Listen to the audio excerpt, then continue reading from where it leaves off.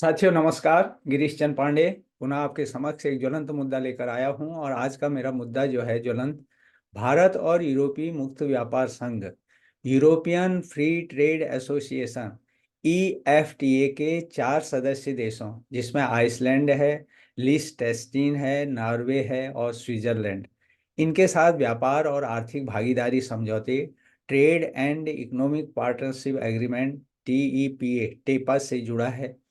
इससे पहले कि मैं आगे बढ़ूं, आपने यदि मेरे इस चैनल को सब्सक्राइब नहीं किया है तो कृपया कीजिएगा और शेयर भी ज़रूर कीजिएगा। तो साथियों, मैं आता हूं इस समझौते के बारे में। कुछ समय पहले जो है 10 मार्च 2024 को ईएफटीए के उक्त 4 सदस्य देशों के साथ जो है दो तरफा कारोबार को बढ़ावा देने के लिए भारत सरकार ने ये व्यापार और आर्थिक भागीदारी समझौते टेपा पर हस्ताक्षर किए थे, टीईपीए पर। और इसे हम एक मुक्त व्यापार समझौता भी कह सकते हैं। टेपा पिछले 3 वर्षों में व्यापार और आर्थिक सहयोग को बढ़ावा देने के लिए भारत द्वारा हस्ताक्षरित जो है चौथा बड़ा सौदा है। इससे पहले जो है ऑस्ट्रेलिया, मॉरिशस और संयुक्त अरब अमीरात के साथ भारत सौदे कर चुका है। और इससे पहले कि समझौते की महत्वपूर्ण बातों के बारे में मैं आपको अवगत कराऊं, यहाँ यह उल्लेखनीय है कि ईएफटीए जो है एक अंतर सरकारी संगठन है और ये चारों देश जो हैं यूरोपीय संघ का हिस्सा नहीं हैं। और इसकी स्थापना उन देशों के लिए एक विकल्प के रूप में की गई थी जो यूरोपीय समुदाय में शामिल नहीं होना चाहते थे। इसकी स्थापना जो है 1960 में स्टॉकहोम कन्वेंशन द्वारा की गई थी और इसका उद्देश्य जो था अपने 4 सदस्य देशों और विश्व भर में उनके व्यापारिक भागीदारों के लाभ के लिए मुक्त व्यापार एवं आर्थिक एकीकरण को बढ़ावा देना था। यहाँ गौर करने योग्य है कि ये देश जो हैं डिजिटल व्यापार है, बैंकिंग है, वित्तीय सेवाएं और फार्मा जैसे क्षेत्रों में इनोवेशन जो है के क्षेत्र में वैश्विक स्तर पर अग्रणी स्थिति में है। और एफटीए के तहत ये ईएफटीए देश जो हैं अगले 15 साल में भारत से 100 अरब डॉलर यानी 8.27 लाख करोड़ रुपए का जो है निवेश करेंगे। भारत सरकार ने इसे एक ऐतिहासिक पल करार देते हुए कहा कि यह भारत का ऐसे समूह के साथ पहला आधुनिक व्यापार समझौता है जिसमें विकसित देश शामिल हैं।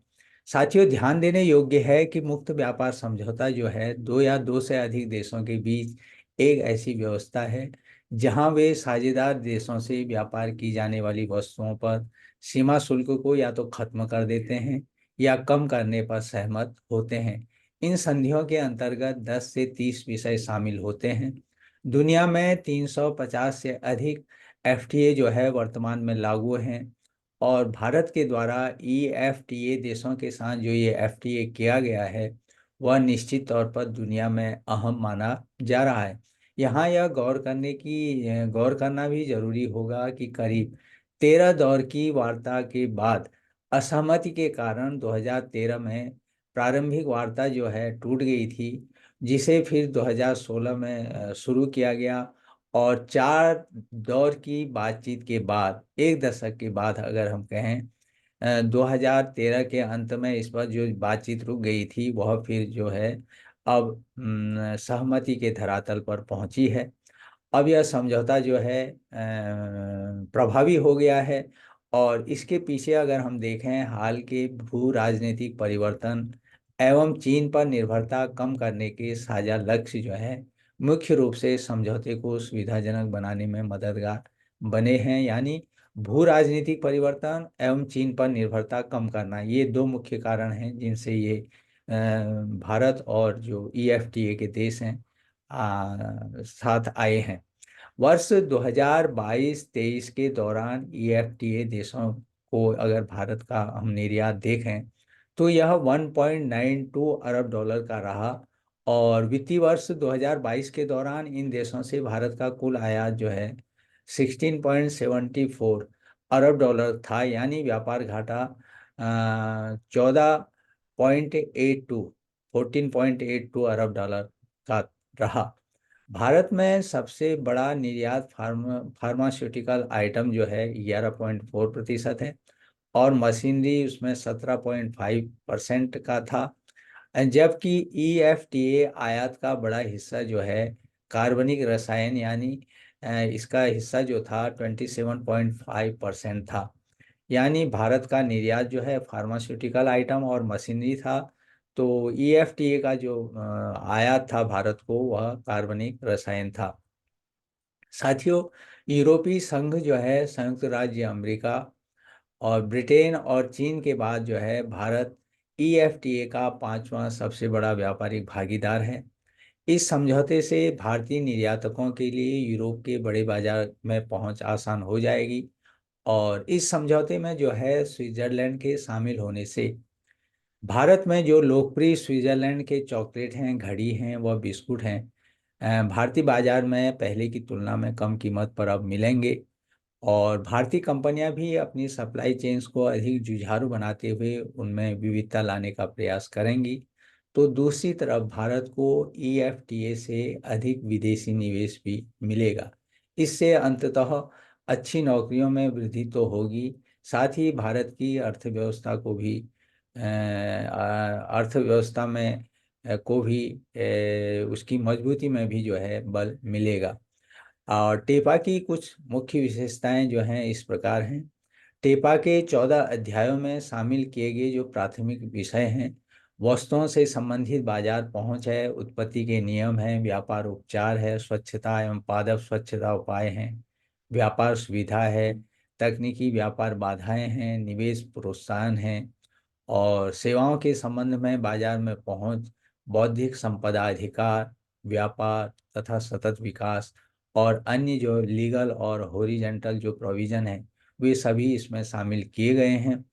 और समझौते में की गई प्रतिबद्धताओं के तहत भारत में 15 वर्षों में 100 बिलियन अमेरिकी डॉलर तक जो है प्रत्यक्ष विदेशी निवेश बढ़ाया जाएगा।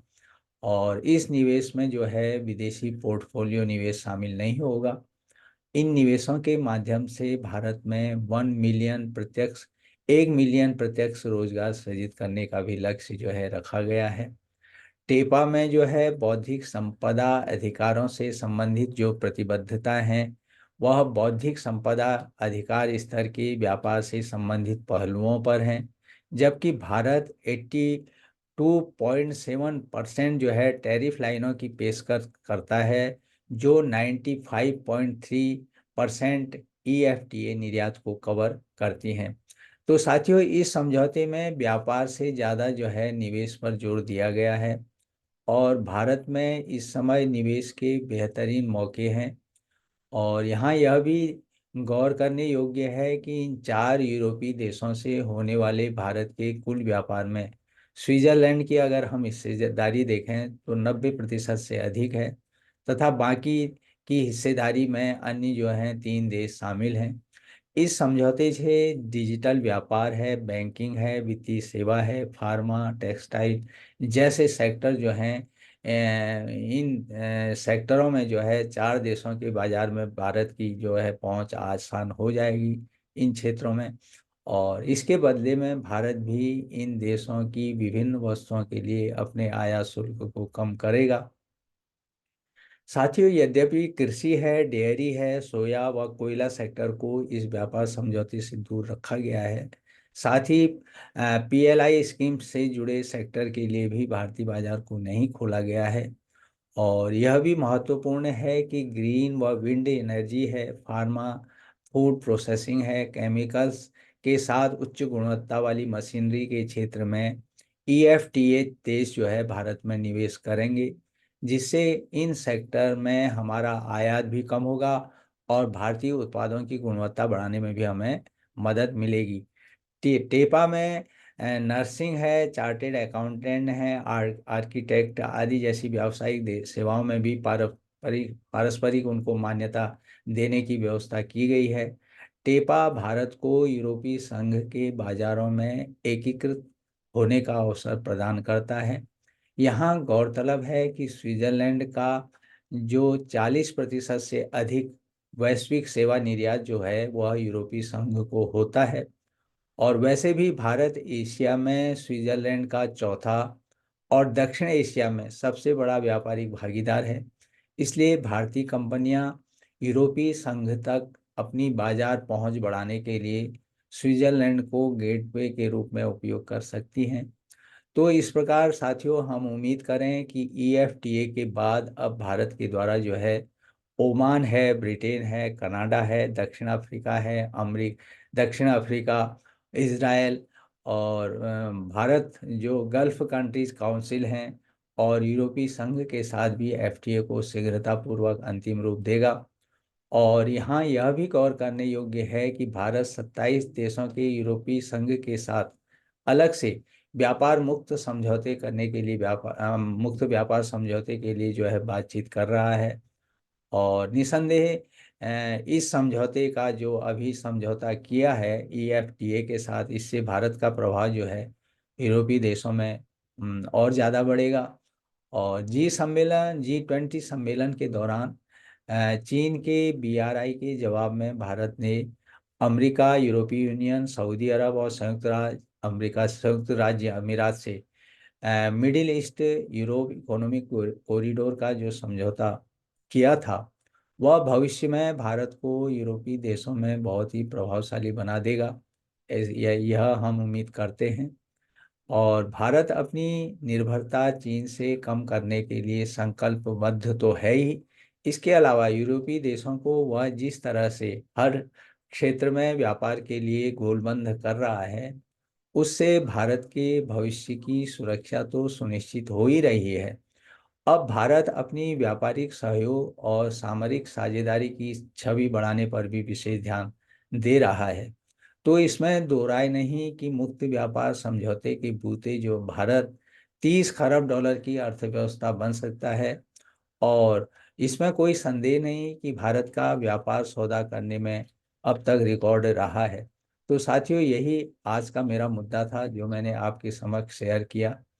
और इन्हीं शब्दों के साथ मिलता हूँ आपसे फिर नए किसी और ज्वलंत मुद्दे पर। तब तक आप सुखी रहिए, स्वस्थ रहिए, प्रसन्नचित्त रहिए। लेकिन मेरे आने वाले ज्वलंत मुद्दे का अवश्य बेसब्री से इंतजार कीजिए। तो पुनः एक बार नमस्कार।